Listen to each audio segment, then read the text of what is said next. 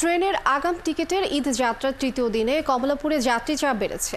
যারা একটু ছুটি পেয়েছেন তাদের অনেকে ট্রেনে ঢাকা ছাড়ছেন। তবে ঈদ যাত্রার এখনও গাদাগাদি পরিস্থিতি তৈরি হয়নি। দু একটি বাদে সব ট্রেনই নির্ধারিত সময় স্টেশন ছেড়েছে। ঈদের আগ মুহূর্ত পর্যন্ত স্বাচ্ছন্দ্যময় যাত্রা নিশ্চিত করতে চায় রেল কর্তৃপক্ষ। মনির মিল্লাতের প্রতিবেদন। কমলাপুর স্টেশনের ৫ নম্বর প্ল্যাটফর্মে প্রচণ্ড ভিড়। তিতাস কমিউটার ট্রেনের অপেক্ষায় অসংখ্য যাত্রী। বেশিরভাগ যাত্রী স্বজনদের সাথে ঈদ করতে বাড়ি ফিরছেন। সকালের এই ট্রেনটি নির্ধারিত সময়ের ঘণ্টাখানেক দেরিতে কমলাপুর ছাড়ে। তিতাস কমিউটার ছাড়া সোমবার সকালের দিকে প্রায় সব ট্রেন নির্ধারিত সময়ে স্টেশন ছাড়ে। ফলে ট্রেনের জন্য প্ল্যাটফর্মে দীর্ঘ সময় অপেক্ষা করতে হয়নি যাত্রীদের, ছিল না ভোগান্তিও। ঈদযাত্রার তৃতীয় দিনে যাত্রীচাপ ছিল আগের দিনের তুলনায় কিছুটা বেশি। তবে গাদাগাদি পরিস্থিতি হয়নি।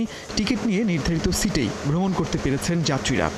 আগে যেরকম ট্রেনের একটা অজবরল অবস্থা ছিল, ঠিক টাইমে ছাড়তো না। এখন ট্রেন ঠিক টাইমে ছাড়ার সম্ভাবনা বেশি, আর ছাড়েও।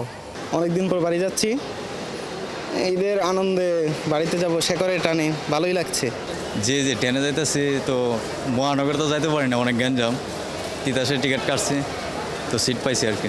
স্টেশন কর্তৃপক্ষ বলছে ট্রেনের শিডিউল নিয়ে যাত্রী ভোগান্তি যেন না হয় সেজন্য প্রয়োজনীয় ব্যবস্থা নেওয়া হয়েছে।